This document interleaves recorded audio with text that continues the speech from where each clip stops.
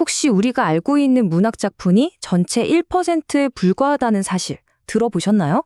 오늘은 바로 그 나머지 문학사에 숨겨진 99%를 데이터로 파헤쳐보는 아주 혁신적인 아이디어에 대해 이야기해볼까 합니다.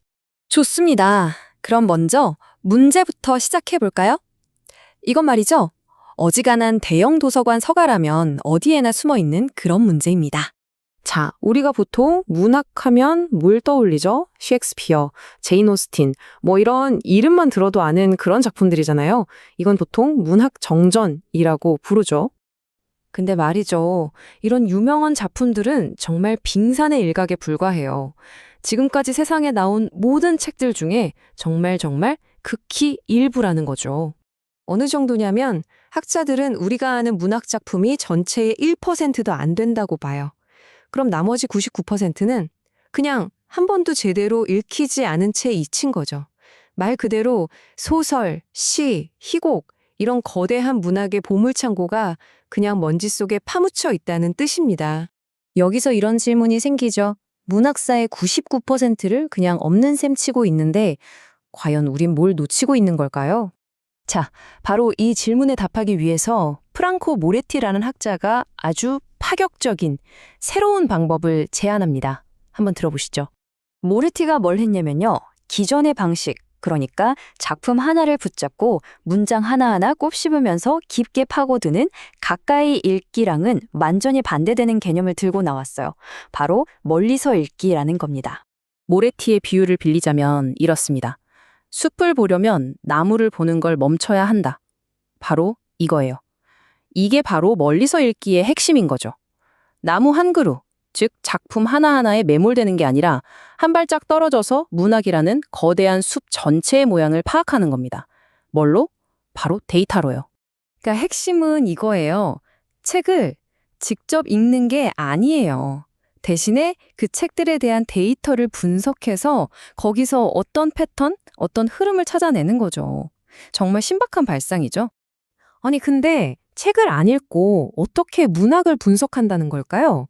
자, 모레티는 여기서 데이터 과학의 세계에서 아주 재미있는 도구들을 빌려옵니다. 문학 연구를 위한 새로운 연장통 같은 거죠. 그 첫 번째 도구가 바로, 그래프입니다. 그래프를 보면 뭐가 좋을까요?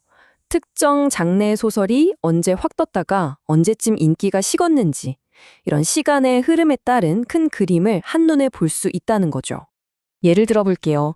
수천 권, 수만 권의 책 출판 기록을 데이터로 쫙 뽑아서 그래프를 그려보는 거예요. 그럼, 이 시대엔 고딕 소설이, 저 시대엔 로맨스 소설이 유행했구나 하는 장르의 흥망성쇠가 보이죠. 책 한 권만 읽어서는 절대 알 수 없는 거대한 흐름입니다. 자, 두 번째 도구는 바로 지도입니다. 문학이 단지 글자로만 존재하는 게 아니잖아요.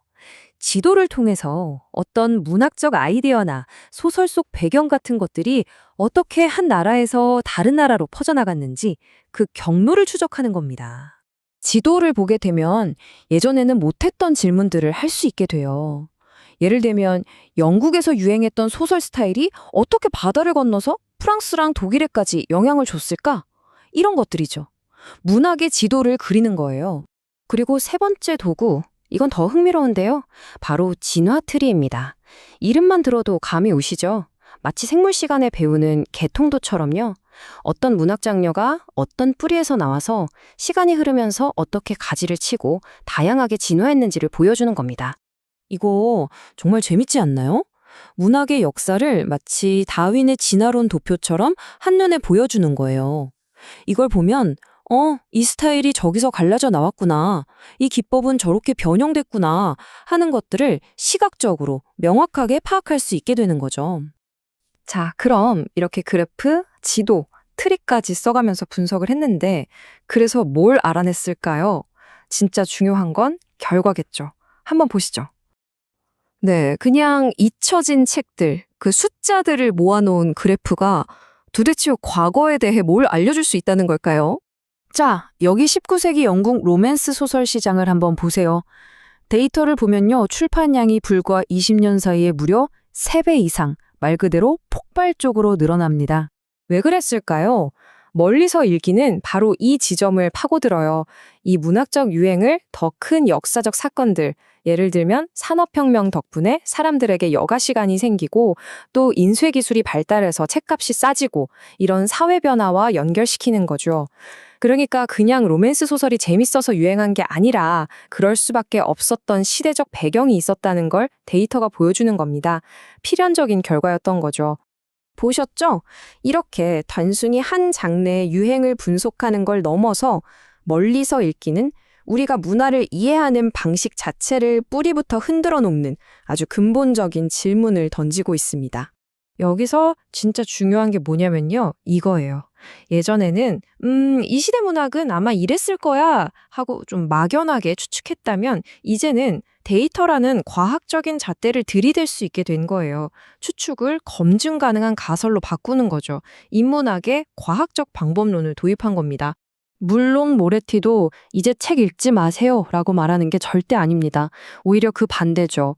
이 멀리서 읽기는 책 읽기를 대체하는 게 아니라 이 방대한 문학의 숲에서 우리가 어떤 나무를 자세히 들여다봐야 할지, 즉 어떤 책을 가까이 읽기 해야 할지 알려주는 훌륭한 나침반이 된다는 겁니다. 자, 이제 마지막 질문입니다. 이렇게 데이터가 우리 삶의 모든 영역으로 들어오고 있잖아요.